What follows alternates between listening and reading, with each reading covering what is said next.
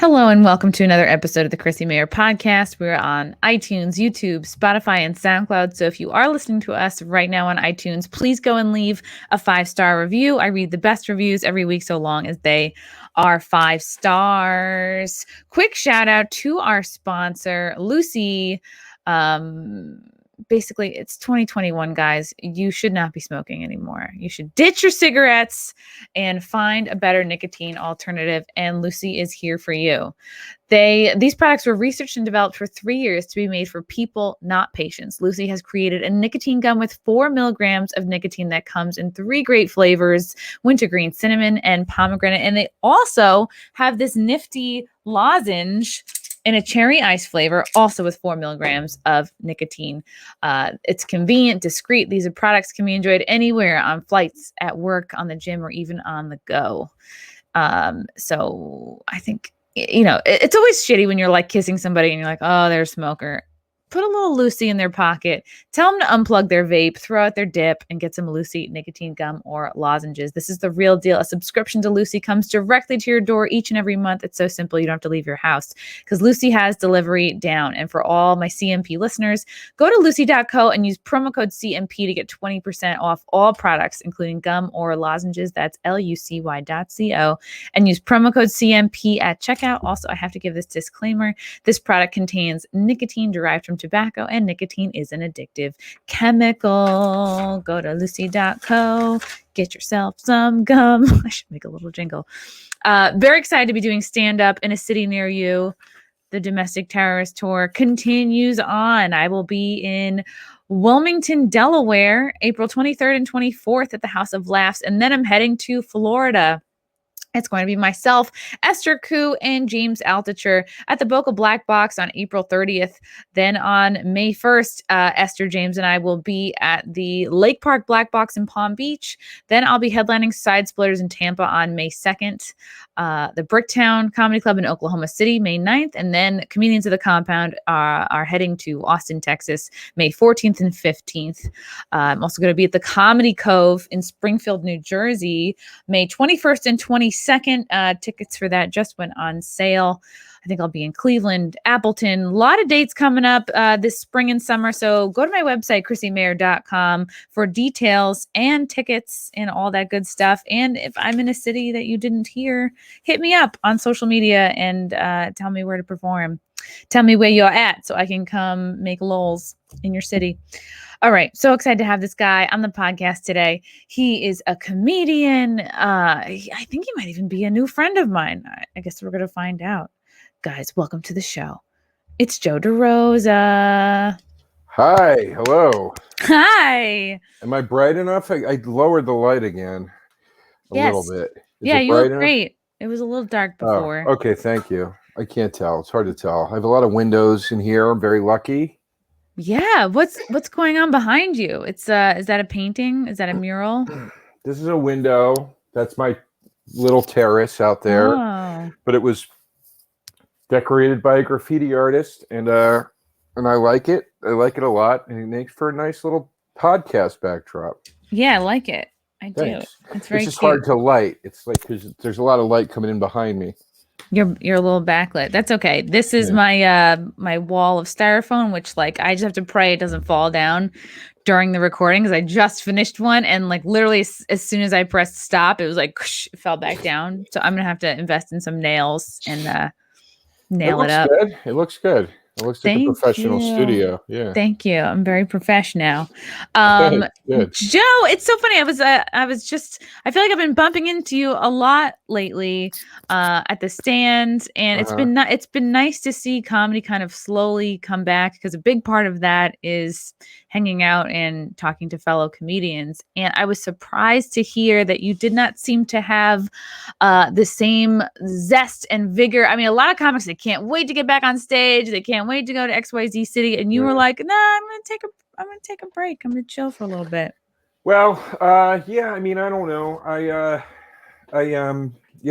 guess like a lot of people being sort of locked in the house for a year kind of changed my priority list a little bit. So I still like the idea of stand up. I jump up here and there. I think I went up once so far.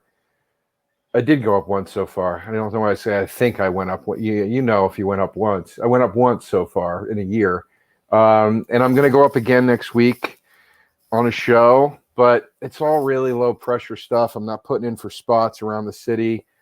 I'm not going on the road at all. I don't know that I'll ever. Well, you never say never, but I have no plans to ever return to the road. Like unless I can really do it, you know, exactly how I want to do it. After 20 years of doing it, I was just kind of like, I don't know. I want to live in the city I love to live in, which is New York, and I want to do the things I want to do from here, which is entertainment through podcasting and perhaps local comedy and working on some other things and writing and stuff. So I don't know, man. I don't know. I don't miss it. Yeah. So the last year, maybe ignited a love for podcasting. I know it did for me. Like I started a podcast in January of 2020. I was maybe going to do once a week. I started out by interviewing porn stars at AVN. I was like, I think I know what I'm doing. I mean, I think I'm interested in talking to these people. I don't have any skills, but sure. And then poof, like by May, I'm doing 4 a week. So did you have a similar kind of just like, oh, wow, you realized you're really into it? Yeah, I mean, sort of. It was that, and it was. Look, I think like, you know, after just like what transpired over the last year, I think we all kind of realized I mean, Jesus Christ, you turn on like Fallon, and it's like he's interviewing like Will Ferrell, and Will Ferrell's like in his garage on a laptop. You know what I mean? So it's like. It's like once I started seeing that stuff, I was like, it's just a different world. Like we've officially entered into, like, I don't think people are not going to want to engage in live activity. I think people probably very much want that right now. But I also think that you can do it a lot more on your own terms now. I think you can live in a certain way online and you can live in a certain way offline. And that's kind of what I always wanted anyway. I was never a huge fan of touring. I liked doing the shows and I liked meeting the people, but I never really liked dealing with the bullshit of travel and living out of a suitcase and trying to get into some sort of routine that I could never get into because you'd always have to break it because on Thursday you had to leave or Wednesday at midnight you had to leave. And then just, you know, I don't know. I hit a point during this too where I was like, there's just a certain type of person I'm never going to deal with ever again.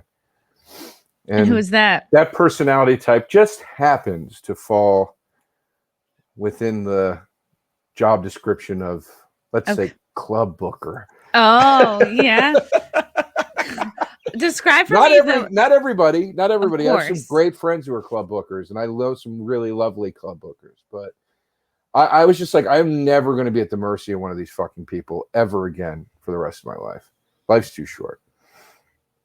Describe for me like the worst type of club booker. Well, there's a real piece of shit that lives in Florida, Marco Island. He runs a club called Captain Brian's Off the Hook. Oh my God. All right. I only worked for him once. I was almost sent home. I only worked for him once. I was almost sent home because he can't control his fucking audience. And his audience is a bunch of rich, privileged, white fucking cunts that live on Marco Island, a place that should sink into the fucking sea. And they think that, you know, you're in their little fucking private town and they act however they want and they get drunk and they're unruly and they walk on stage and do all kinds of things. Wow. I was more than happy to tell them all to go fuck themselves repeatedly. And I almost got sent home. And in hindsight, I should have just went home because I stayed. I was young enough that I was nervous to get sent home, but I was mature enough to know that I didn't give a shit, which is kind of a weird place to be in. But I also needed the money at the time. And I stayed. But I should have just told him to fuck off and just went home, especially since he put me in a hotel that was so far away. I had to rent a car to get to the shows myself. He wouldn't get me transportation. And I was losing money because the car rental expense was outside of the budget he gave. The guy's just a fucking cocksucker.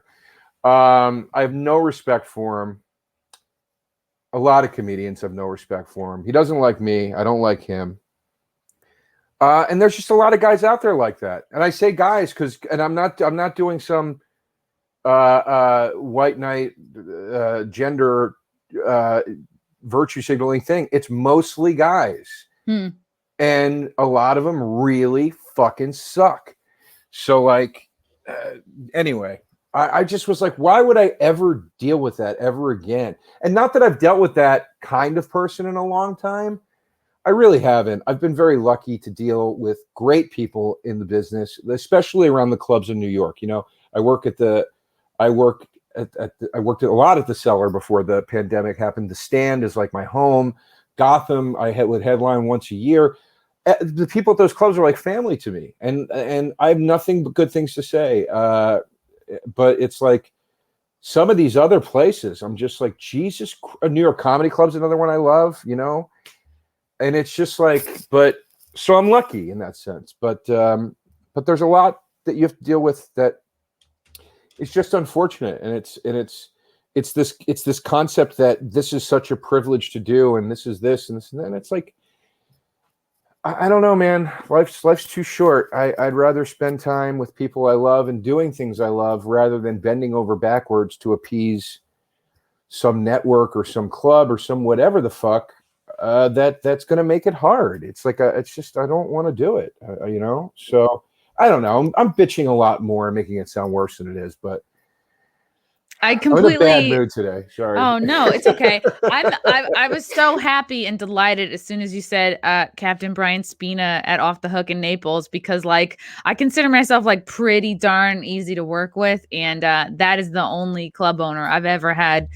Like I had multiple. I think I performed there twice, and he shorted me money. It was so blatant one of the times, like the I think I was like, he wasn't there one of the times, and I asked the hostess or the GM or whoever, like, oh, what's a typical host pay or something, and she's like, oh, okay, I think it's $150, like I'll just write you a check. And so she gave me the check, and I'm finishing my drink at the bar, and then like she comes over, she's like, Brian's on the phone, and basically Brian like had called to like yell at her, or she called to check with him. And then suddenly the host pay was now $75 for me, and I had to give back the check, and I was like, wow. I'm like, you're gonna nickel and dime me on this. And another time was this was when Jeremy Piven was first starting to headline. He could only do 18 minutes. There's another guy that makes me want to keep doing stand-up. I mean, unfucking believable. He can only do 18 minutes, but is that enough to headline somebody? Yeah, Brianspina was like, let's get his name on the marquee. And so he had 5 openers that day. I was one of the 5.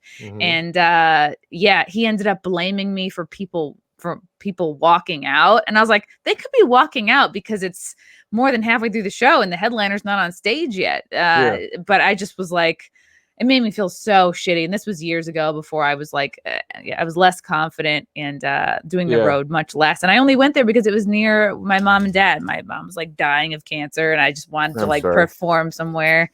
I'm making it about me. No, it was fine. No. I mean, but he's a prick. He is a mega prick, and I totally agree with you on that, because I think some of these road bookers, they're just, and it's the reason why it doesn't really, you don't have these problems in New York City, or even as much in like LA, or probably now Austin, in these cities where there's so much stand up, they're used to being around comics. They're more like in tune with what's going on in comics. Whereas some of these old road guys, they're not talking to a lot of people. They're not really with it. They're crusty. They're stuck in their ways. I didn't really go on the road in 2020 because I moved to New York in December of 2019. And then I was kind of getting reacclimated in New York for January and February. And then the shutdown happened, and that was it. So the last time I was on the road was 2019, but that's still a relevant year because it basically counts as last year, right? And I, as recently as 2019, had a club person pull me aside and have a talking to with me that my approach was not entirely what they like at that club. And this was a fucking C room. This was a fucking dump that I went to. I didn't even want to do it. I just did it because I was like trying to plug up a money hole. I was like, oh, yeah, I'll go do that place, I guess. Like, fuck. It'd be irresponsible to turn the money down, you know? And then I'm halfway through the weekend and I'm doing like what I consider to be a good job and like my best, and I'm getting reprimanded because I had a set list on stage. That's what I got reprimanded about. Wow, that's not Yeah. uncommon. Yeah. We don't like when comedians have notes. I was like, I don't have notes. I have a fucking set list. I'm doing an hour and 5 minutes. I'm sorry. I need a fucking thing. A band does 10 songs. They have a fucking set list. And wow, that's ridiculous. So I just was like, fuck this, man. If I do it again, I'm doing it 100% on my own terms. I'm never doing it again at the mercy of anybody. I don't give a shit. Because it's hard enough. It's hard enough to do without any of that bullshit. So I'm just sick of it. And then also go ahead. What state was this in? You don't have to out. That was in California. Okay. But then also too the climate of everything sucks. You know, everybody fucking liberal, conservative, fucking totalitarian, utilitarian. It's like everybody's so fucking butthurt about everything all the time. I'm like, ugh, I can't stand it. It just sucks, man. So anyway, it's hard to entertain. Now. It's hard to entertain a room full of people when there's several different realities going on, and people can't. It seems more and more can't, come together on anything. So I understand your frustration. Yeah, everybody's a leader now. Everybody's a star. Everybody's going to take over the world. So it's like, okay, have fun. I'm just, I just stopped. I'm going to go talk about food. Yes. Yeah. You left, and it seems like the frustration, or like you're being sort of tired of political discussions. Is that part of why you left Without a Country? You're doing this podcast with Corinne Fisher for a while. Yeah. I just hit a point, and Corinne was understanding of it, that when we started that show, it was, I guess, the final year of Trump, or a little before his final. No, it was his final year. And it seemed the country had gotten to this point where on the right side of the political aisle, it seemed as if it was just a free for all. Like, it was just like he was doing whatever the fuck he felt like doing and saying whatever and never having any couth or tact. And it was going crazy. And then on the other side of the political aisle, it was like the liberal media was making such mountains out of every fucking molehill, and including with him, if he peed on the toilet seat wrong, whatever, there was 8 headlines about it. And it was like, I felt like that podcast in that moment was that I was doing with Corinne was something cool, because I felt like there was a place for it. It was we were able to position ourselves. We were able to rebel against both sides, and what I felt rationally rebel against both sides. And I was certainly more. I'm not a conservative, but I certainly was more right leaning than she is, much more so. But by the end of the year of that podcast, we had done it for about a year. It's like you turn on the fucking thing every week and you get tired of liberals calling you a conservative animal, and you get tired of conservatives calling you a bleeding heart pussy. And you're just like, I just don't want to talk about this shit anymore. I don't care. It stresses me out. I was at a point where I was every week when I would go to prep for the show, I would just get such fucking anxiety. Because we would do the show on Tuesdays, and I remember around Saturday I'd start looking at the news again, because you couldn't get too far ahead of it or else it'd be too dated, because this news cycle is psychotic, right? So like around Saturday I'd start looking and sniffing, and I just remember that feeling of just like, I don't want to do this. Like, I don't want to read a story about who got canceled now because they did the wrong voice on a cartoon or whatever the fuck it was that week, And I just, Corinne and I talked, and I just was like, this is a great show, and I had a really great time doing it. I think we did a lot of fun work, but I can't do this anymore. I'm getting too fucking burnt. It's mentally, it's just, and that's when That's around the time that I kind of started doing my sandwich pop-up a little after, but I was doing my sandwich pop-up thing at the stand. That was still pretty new. Yeah, what was that? I mean, because you have a Twitter handle for it. So you had a sandwich pop-up store? I still do. Yeah, the stand. I always wanted to have a sandwich shop, and I talked to Paul Italia at the stand about it. And I told him my ideas for sandwiches, and he was like, I love the ideas. I love the recipes. Let's do a pop-up. So we did, and we started it, and it's still going. Where is it physically? Is it at the stand? Yeah, it's at the stand. It's Wednesday to Sunday, 12 to 4 p.m. at the stand each week. And we're working on that and trying to do some new things with that. And then I started doing a food podcast with Sal Vulcano called Taste Buds. And I was still doing my movie podcast called We'll See You in Hell with Pat Walsh, where we talked. And I was just like, this is what it's about. Like, as you do these things and they monetize and you interact with fans about things you actually love. Like French fries. Yeah. McDonald's versus Wendy's. Yeah. No one's going to fight about that. Well, we fight about it, but it's a fun thing to fight about. You know what I mean? Or your fans write to you about like, hey, will you and Pat please review Train to Busan? Because that's a really cool zombie movie. Like, it just felt so much fucking healthier. Or handing somebody a sandwich and then being like, I love this sandwich. It tasted really good. I was just like, this is so positive. This is so positive. I don't want to go back to the other stuff. You're like, I'm so burnt out. All I want to do is talk about pie. Yeah. It's 20 fucking years. The one time here's the thing. Comedy is like a drug. The one time I got on stage, I was like, I'm just going to keep it light. I'm not going to I'm just going to. And within 10 seconds, I'm like, and you see these fucking people? And I'm like, God damn it, man. It just pulls something out of me. Like, I don't know how to do it without being like super opinionated. And for some reason, when I sit down to write stand-up, my head goes to social stuff.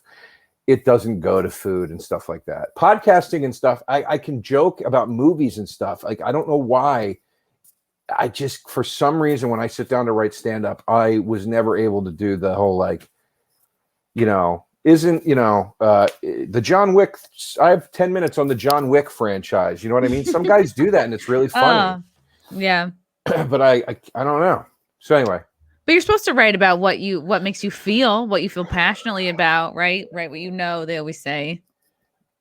But it's almost like you're in this habit of like, you don't like where it's taking you. Did you ever see Midnight Run? No. It's a great movie. You should see it. Charles Grodin says to De Niro in the movie, he goes, you have two emotions, you have two forms of expression, silence and rage. That's you? Yeah, I always felt like that. I was like, with stand-up, I was like, either I don't do it or it's rage. Like, there's no, I don't know. Like, I don't know. I wish I watched Brian Regan's new special. I loved it so much. It's so funny. And I was like, oh, God damn it. Like, how do you make stuff like that funny? It's hard to do, like, I mean, for me, at least, I don't know. Do you find that? Like, my challenge now is like, is transitioning. Like, I have a whole bunch of material like before the pandemic, like a couple years old. And then I feel like I'm a different person now than I was like just 2 years ago. So it's like, taking your old stuff, okay, sort of filtering it and like just updating it. I think I would feel my best if I was like, okay, everything I'm saying on stage is like a really good reflection of who I am now. And sometimes it's hard for me to like sit down and write. And like, I was in Dallas in February and I just was like, oh, who knows? Like, all right, it's a red state, blue city. Like, but they ended up, sometimes I get in my head, like, do I need to be more political? Cause my stand up is like not very political at all. I'm just making fun of myself mostly. So, and playing with the crowd. But yeah, I think that's a good thing to pay attention to if something is making you angry but not in a fun way. Like, there's probably people who hear you on a rant or in a rage and agree with you and be like, yes, Joe, more preach, brother. A lot. It's not that righteous, but yeah, I mean, a lot of people like it, but that doesn't always mean it's good for you. A lot of people like you to do 18 shots at the bar, which I'll also do. But it doesn't mean it's good for you, you know? So, again, I'm not saying never again. I'm not saying anything like that. I'm just saying I just got so rewired during this whole pandemic, and I was just like, I'm never not doing it on my own terms ever again. It was just like every day I would just think about the people. And look, I'm not being, at least I don't think I'm being like a whiny brat about this.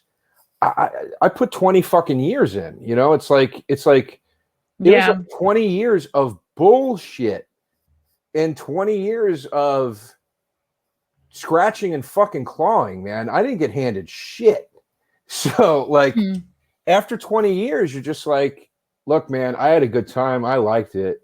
And I'm so thrilled and I'm so touched that there's people out there that give a fuck that I even did it. I'm thrilled and touched that people say, are you going to do it again?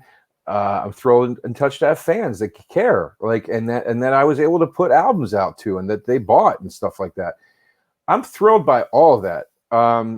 I would never trade that for the world. But on a personal level, you just hit a point where you're just like, I'm just not, you know, I just don't want to, I don't know. There's a certain aspect of this world. I don't want to put it just on show business. It's the world. There's a certain aspect of this world I don't want to be a part of anymore.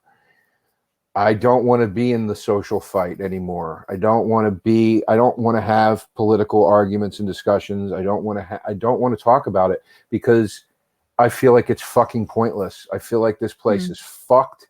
I feel like it's You're on the black-pilled. What's it called? You're black-pilled. Yeah. What's black-pilled mean? Well, everyone talks in pills now. Like red-pilled is like when you know the truth and you kind of wake up. Blue-pilled is when you're like, you know, believing everything mainstream media tells you. You're just head in the sand. And black-pilled is like you're a little bit more like everything's fucked. You know, just sort of like enjoy what you can while you can. And white-pilled is like if you're hopeful about the future and you've like, you know, you think things are going to turn around. All right. Yeah, no, we're on the verge of a major fucking collapse. It's right there. It's just, you know, it's really wobbling. And if you look at history, if you read like about the turning theory, first, second, third, fourth turnings that happen culturally, where you know, a revolution takes place, things start over again. There's a prosperity period. There's an artistic period. There's the rebellious period. Then the collapse and crisis comes. We're in a collapse and crisis, and it's right on fucking schedule. And I always was a big subscriber to. It's always been a dream of mine to one day teach a philosophy class based on George Carlin at a college. I hope to do that. I still hope to do that one day. But I've always been a subscriber to his philosophy because I do really believe he was a philosopher, and I really align with his mode of thought. I really think, especially in his later portion of life, and I really do think he was a true evolutionist in the sense that he knew when evolution wasn't happening, and he was a true progressive in the sense that he knew when progress wasn't happening anymore. And everybody says, oh, he was just a bitter old man and this and that. And no, he wasn't. He was somebody that was let down because he was the real deal. And when he got let down by it, he was able to recognize it. And I agree with that. You know, that hey, man, he said, when you're born into the world, you get a ticket to the circus, and if you're born in America, you get a front row seat or whatever. I think it's how he said it. So, and I agree with that. It's like, you know, one of his books, he starts out with this introduction where he goes, there's very little I believe in. I have no stake in any of this anymore. I'm watching a once promising species slowly circle the drain. And if you ever do figure it all out, I still don't want to be included. Wow. And I've hit a point of that where that's how I feel. Like, the biggest takeaway, and I always kind of felt like that. I fully feel like that now. But the biggest takeaway I got from him was in that same piece, he said, I cherish people. I cherish and love people on an individual level. I loathe and despise the groups they join and identify with. And that's exactly how I feel. I have so many friends and so many people I think so highly of that aspire to be parts of and subscribe to groups and groupthinks. I want to knock their collective fucking heads together. I don't understand it. I can't stand it. So do they tend to be more on the left or more on the right? It's both. It's both.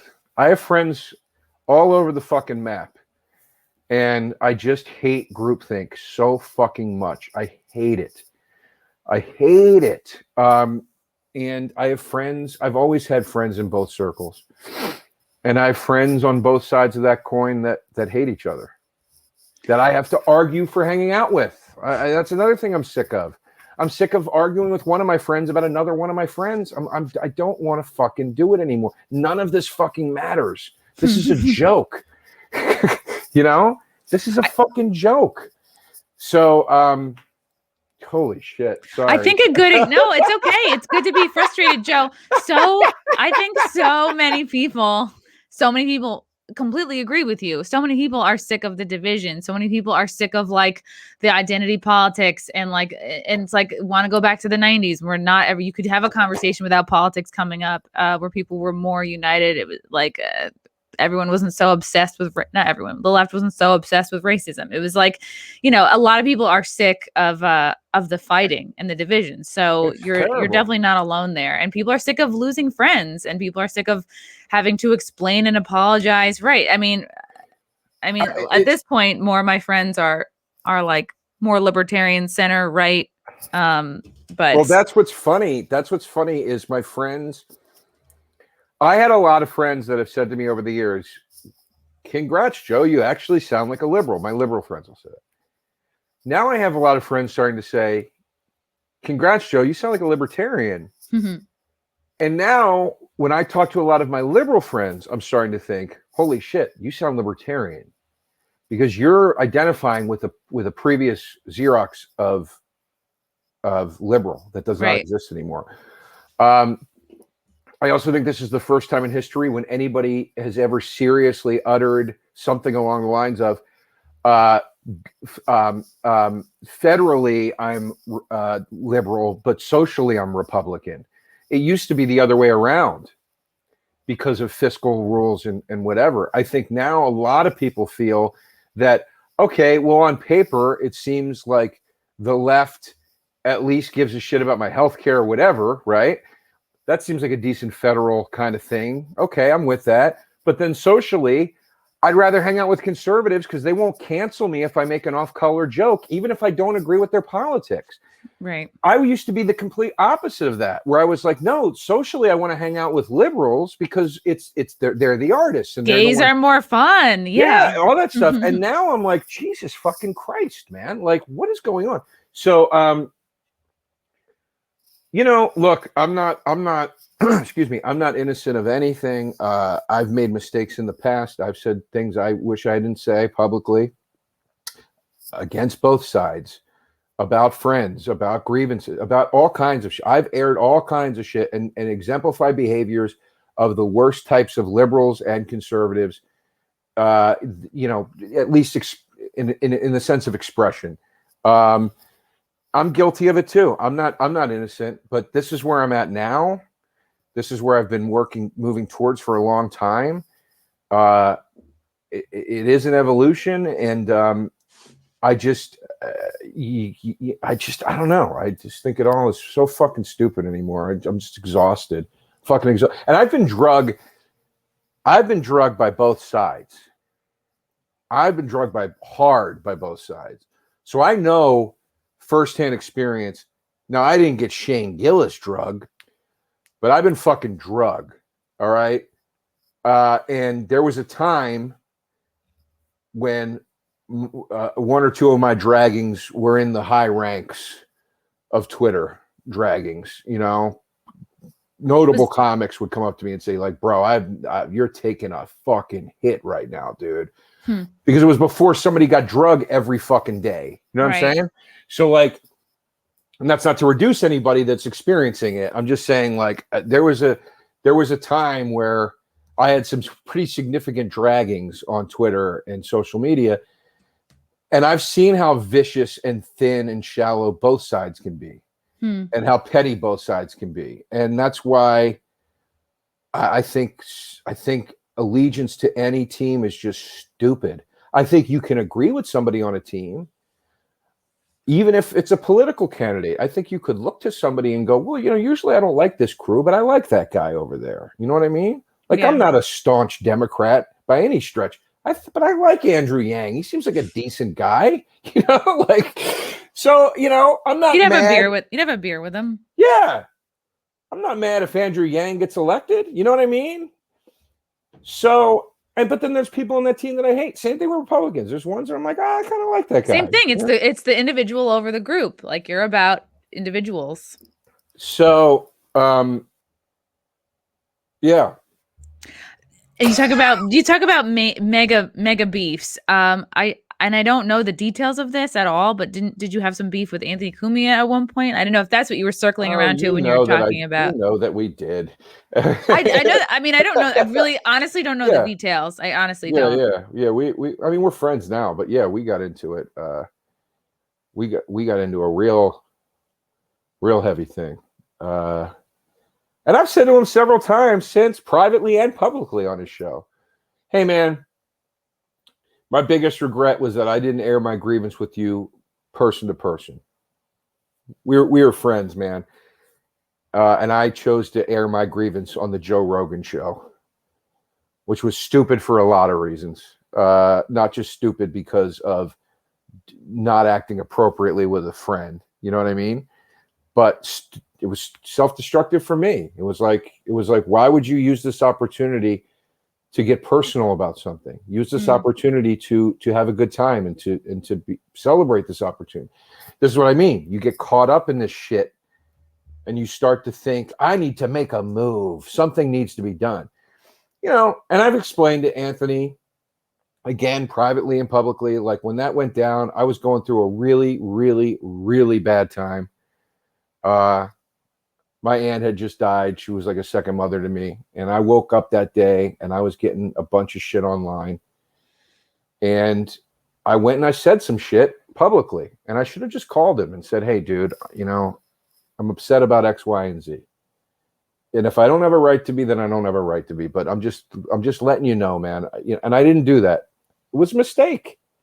It was a mistake. That's a moment in my life where I slipped on some SJW shoes for 5 minutes. and I don't like that I did that because I think that's just not the way you handle your business. But no, nobody's perfect. We make fucking mistakes, And Anthony in turn has said to me privately and publicly, hey, dude, I shouldn't have lumped you in with everybody that I lumped you in. And I shouldn't have done that. We've exchanged, you know what I mean? Yeah. It was growth. That was a huge growth moment for me in my life. And I don't know I think he knows, because I think I've expressed it to him, but I don't know if he fully realizes how crazily that was growth on a human level that I have not experienced a lot of. When two guys can have a feud like that's that ugly and that public for that long.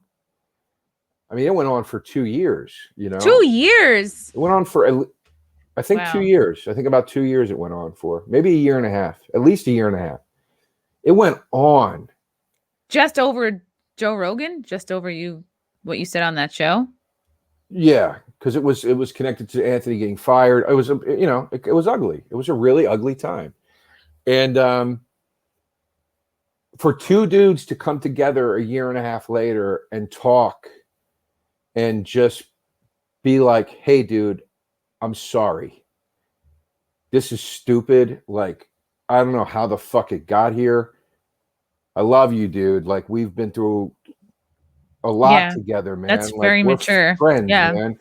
It honestly felt like it felt like when rap beef gets settled. That's what it felt like, because rappers are going on their records and they'll say outlandish shit about each other. You know what I mean? You had a rap beef. NWA told Ice Cube they were going to cut his head off and fuck him with a broomstick.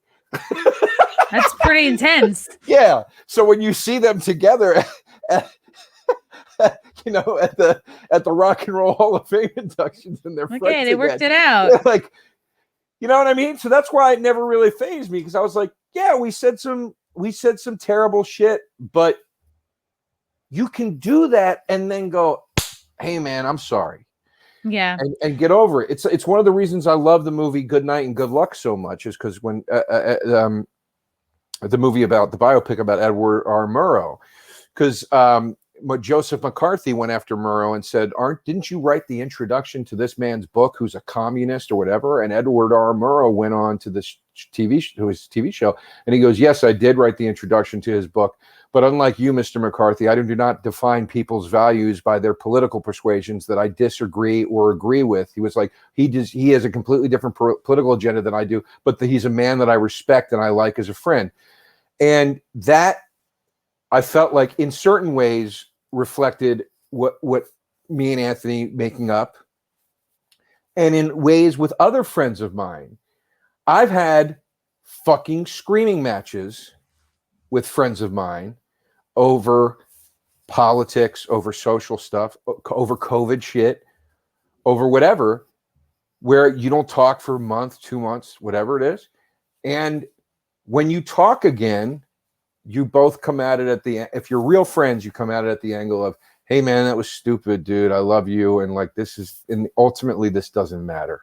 This doesn't. Corinne and I had one. Corinne walked off the show one night. We got into a fight so bad about abortion. Oh wow! On the podcast. Yeah, and wow. And we made up. We made up, and we talked it out. And it was like, Corinne, here's where I was coming from. I misrepresented. Corinne was like, here's where I was coming from. You know what I mean? And we talked it out, and we were cool after that, and that was fine. It's like, that was the whole purpose of that show, by the way. So it's like, that's what people need to be able to do. So that moment with me and Anthony making up, it's why I still get so, upset's not the right word, but it's why I tend to get a little defensive when people bring it up to me. Not the way you brought it up to me, but like, people will still come up to me here and there and be like, oh, DeRosa, what are your black friends going to think? Oh, I saw you on Cumia. You know what I mean? And they'll start bringing up and I'm like, bro, how many times publicly do I have to say with him sitting next to me? Have to ever say it. Yeah, that we squashed it like men, and I fucked up, and we fucked up, and we're over it. You say shit sometimes. Yeah, you know what I mean. So I just feel like we're so far removed from that. Just kind of working shit out, working problems out, having a discourse. It's like, oh, I got unfriended over last year. It was like over the quar. A friend of mine completely unfriended me, like in real life, over a tweet I made about miscarriage. It was really a tweet about Chrissy Teigen's whatever, like fake, real, whatever, miscarriage.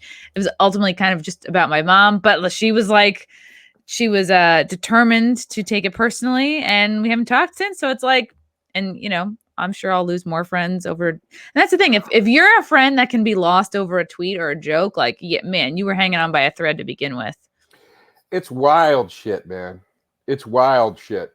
And it's a real friendship by how fast you can start laughing again. Yeah. It's like, are you people that are looking to make peace, or are you looking to make a conflict? And I'll tell a beautiful thing. A nice thing. Sorry, I had to be so dramatic. I'll tell a beautiful thing. Tell a beautiful thing. Yeah, no, I'll tell a nice thing. I remember, so Anthony and I, excuse me, we would always do this thing on the holidays where we've talked about it on the show a lot. We do dice text. So on a holiday, we text each other. All caps means it's dice voice, Andrew Clay voice. And then, so we do it on holidays. So it's like, if it's Christmas, it's like dice jokes. It's like, Merry fucking Christmas. Come open my package, you fucking cunt. Like whatever. So we made up, and I think it was October, if I remember correctly.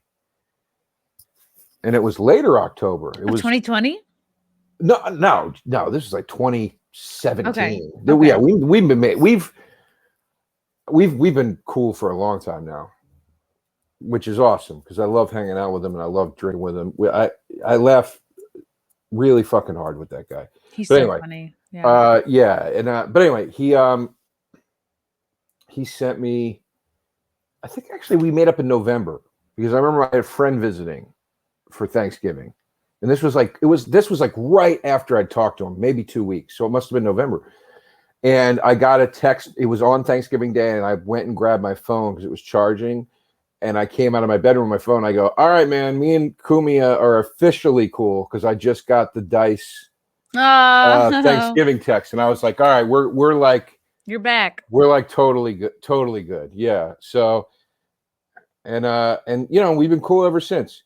And, you know, unfortunately, I can't say the same for a lot of people that I've known over the years.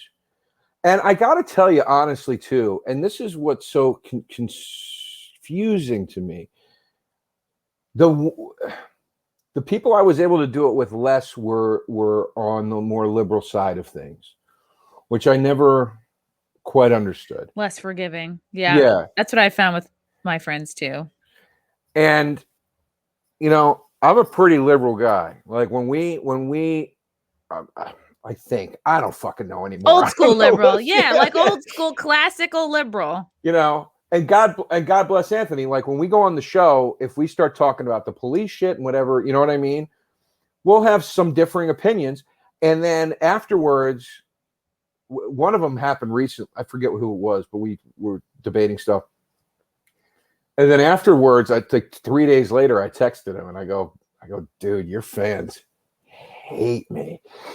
And he's like, nah, dude, nah, I stuck up for you, which he did, which I thought was really cool of him. And he was like, I love talking to Joe. He's entitled to his opinions.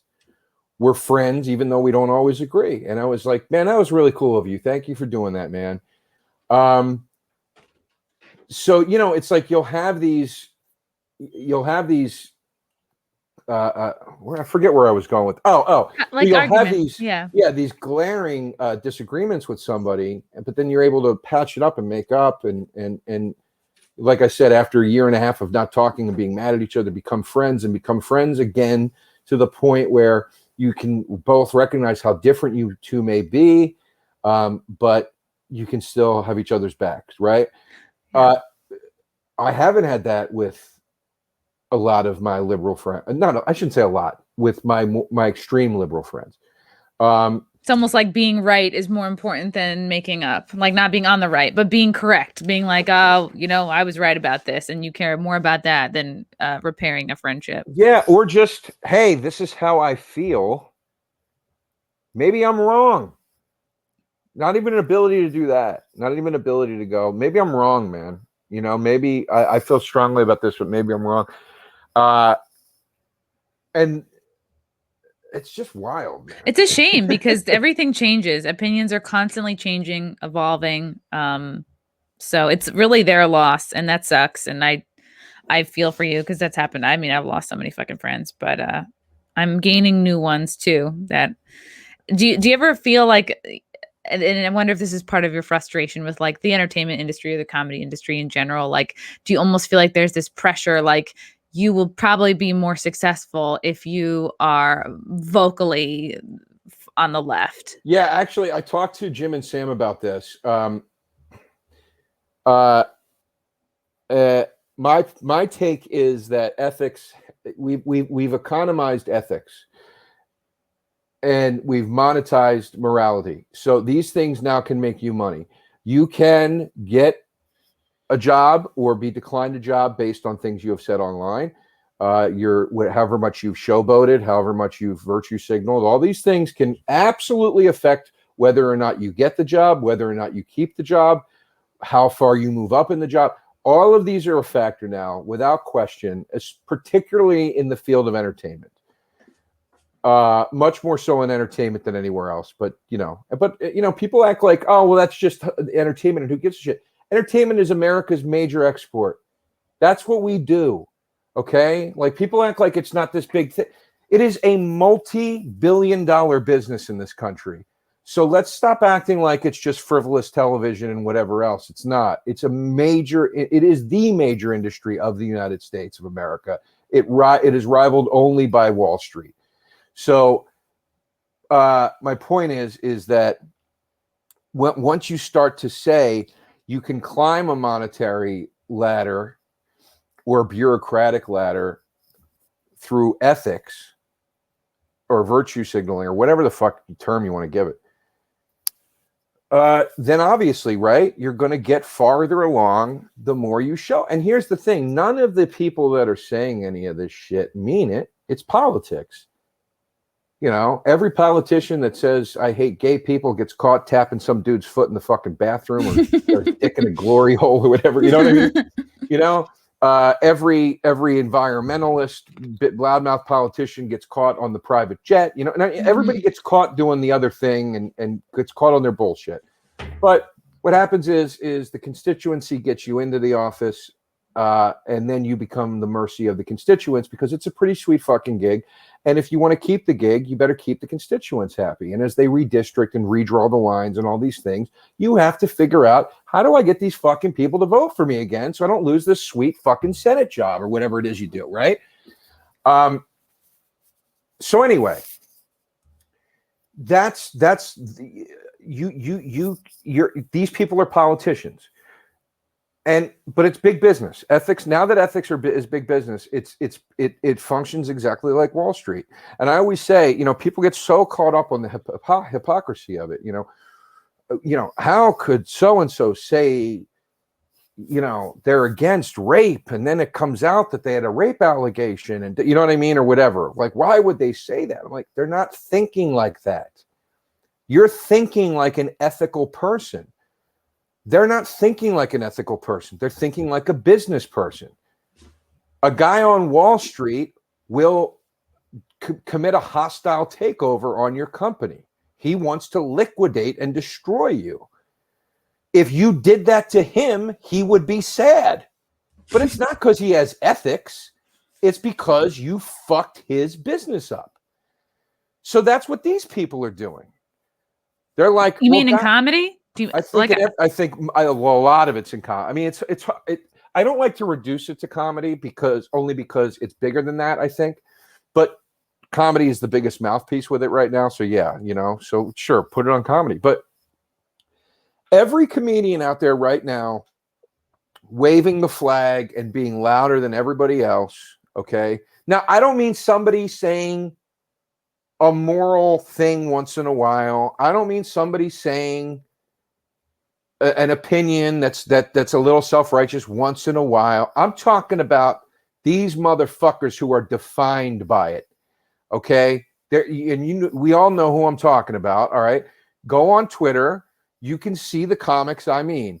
They are defined by it. It is not just a little sliver of them. Mm-hmm. It's their whole personality. It's the major component of their personality. They're Leonardo DiCaprio or Jonah Hill on Wolf of Wall Street, okay? They know that fucking SWAT team is coming through the door at any minute, okay? And they're doing as much dirty shit as they can because as soon as those motherfuckers come through the door, they're going to try to clear the computers and pray to God none of their bullshit comes out. Wow. And that's it. And then what happens? Your company's done. You're going away for a few years.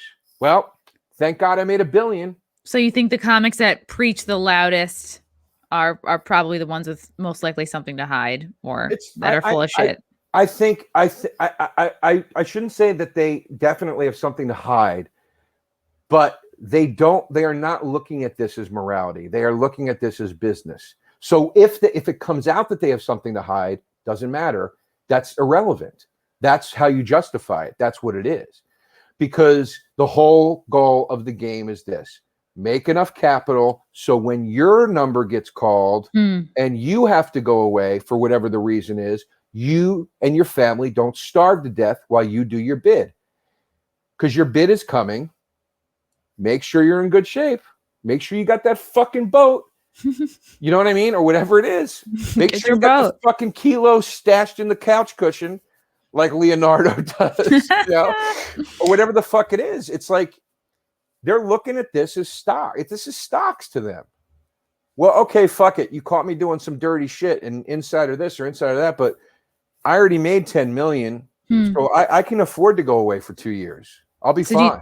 Do you think a lot of comics are jacking it up, like they're jacking up, being even more vocally left or vocally radical left because they know it'll pay off financially? Yeah, but I think there's also guys doing it radically right too, and I think I think the difference is though the radical right stuff tends to be more perceptively, it's a little more in the shadows.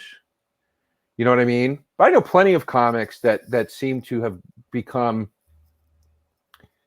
oddly conservative obsessed. You know what I mean? Where I'm like, I don't get it. Like, this is not like, because to me, comedy was always, it was always gangster rap, or it was always punk rock. It was always one of those subgenres of music. It was always the thing that was waving the middle finger at the bigger thing. Whether the bigger thing was Trump or Biden or whoever, it was, fuck you, you're not on my side. You guys don't get it. You're the establishment. I'm out here living in the real world, blah, blah, blah. What's weird to me now is I'm seeing a lot of subservient, obedience is a better term. I'm seeing a lot of obedience from the people on the right and people on the left.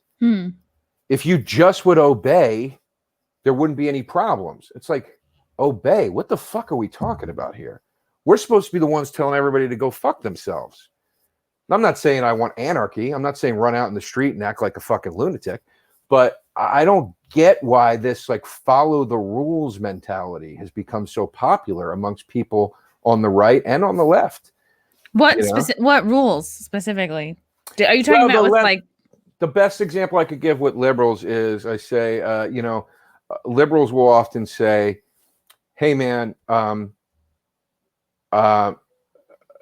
if you complain to a liberal person about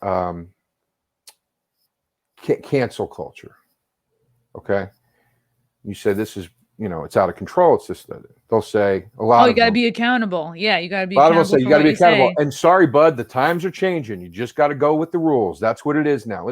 That's obedience culture. Yeah, right. What about your voice? What about you? Exactly.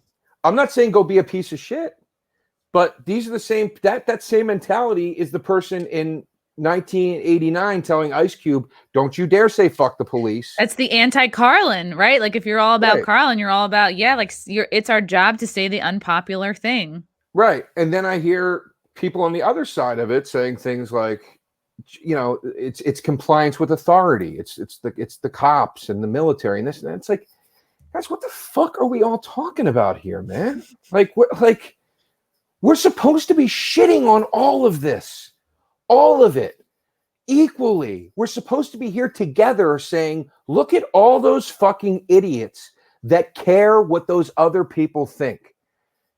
And we're not doing that anymore. And we haven't been doing that for a long time. Comedy is as polarized as anything else is at this point. So it's just not fun to me anymore. It's not fun. I don't want to have to subscribe to a camp of well, I'm either in a coffee shop, gushing about feminism or something. You know what I mean? Like AOC, yeah, or AOC, yeah, or I'm in like a fucking, some place with a skull insignia behind you. Like that's your only two options. What's this? You know what I mean? They got caution tape over my mouth. Like it's like everything is so extreme, man. So, yeah. Like comedians should be exempt. Like comedians should not. And it sucks. It's flowed the direction of culture. Like normies are feeling this pressure to like pick a team, and comedians feel pressure to pick a team, and it really sucks that it's like gotten you and a lot of people to the point where like, you're like frustrated out of what you used to love to do, or like frustrated out of your line of work, and you're like, fuck it, I'll just talk about French fries. That's safe. I'm blanking on the woman's name. She's very funny. She's from LA. She's a comic, but she wrote a great piece that we talked about on Without a Country about the silent majority, and she just nailed it. She was like, I'm scared to talk at parties because if I say the wrong thing, I'm either a complete bleeding heart cuck, whatever, or I'm carrying water for the Nazis. She's like, she goes, the wrong thing overheard by the wrong person could cost me my job and my life at this point. And it's coming from all sides. And that's why most people with half a brain, with any ability for rationale, any ability to think, any ability to recognize nuance, doesn't say a fucking thing anymore. Because it is miserable and it is unwinnable. It's unwinnable. We're at a point where it's like we've seen how bad it can get. It's pretty fucking bad out there right now. You know what helps, Joe? You know what helps me when I feel anxious? Oh, okay. Yeah, THC, some kind of. It's a podcast, so there's 3 sponsors. THC. Hold on, it's coming. Oh boy, it's Cushy Dreams. Yeah, there you go. Cushy Dreams. Real quick, guys, they offer a full lineup of premium smokable CBD. They specialize in CBD-rich hemp flower, aka bud, in cans and pre-roll CBD joints. I say it all the time. I love the joints. I have a couple pulls. It calms down my mind and body, and I'm not super fucking high and can't, you know what I mean? Like, you don't want to get too high and your whole day is ruined. You can enjoy all the health benefits of CBD without getting high. There's under 0.3% THC in all these products. It's cannabis that ships directly to you, and it's legal in all 50 states. Join the men and women who are sick of vapes and gummies and want to smoke their CBD. Cushy Dreams. Go there right now. They've got different indica sativa blends like energy, hustle, relax, create, dream. So whatever you want to do with your day, they have you covered. Mm-hmm. Go to cushydreams.com. Use the promo code CMP to get 20% off every order. Best of all, it's grown here in the USA. Mm-hmm. That's right. All right. I should have done that a little earlier, but we were on such a roll.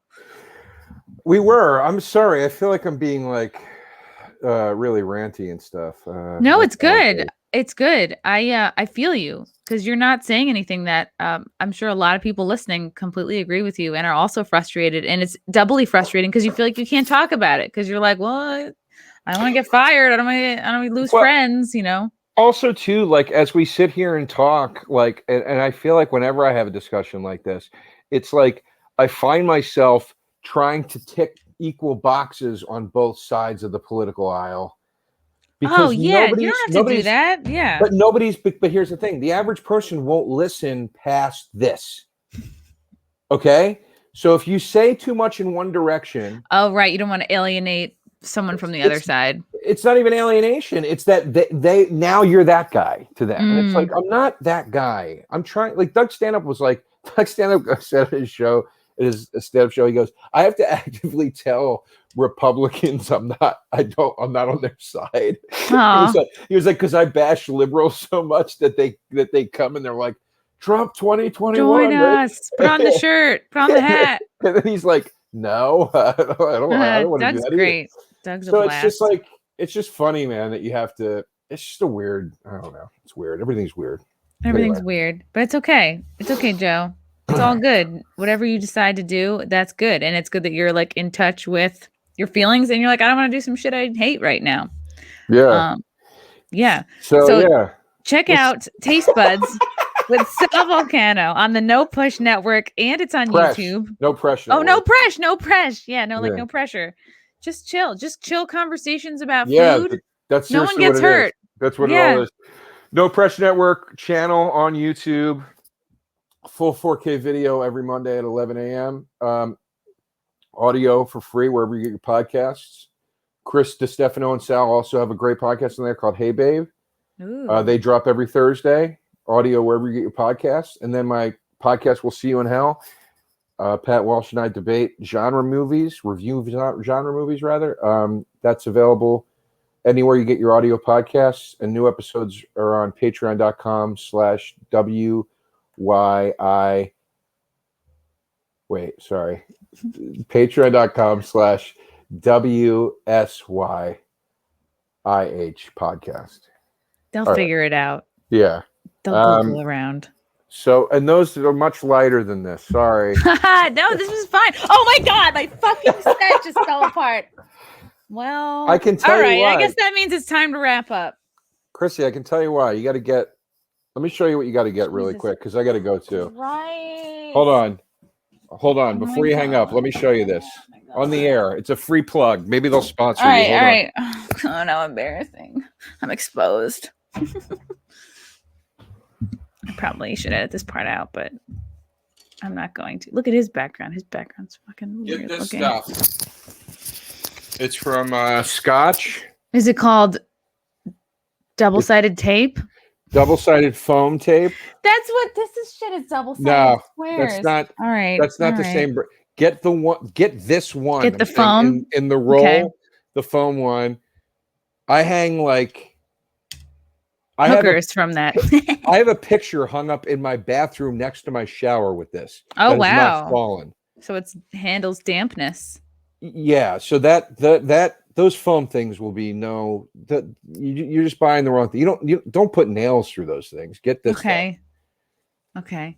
All right. This one, it's got to look like that. Look at the print. I see it. I know that tape. I know right. it well. It's been around. All right, great. Okay, Joe. This was great. This was great. Thank you so much for your time. Thanks. Bye. See you around. Bye.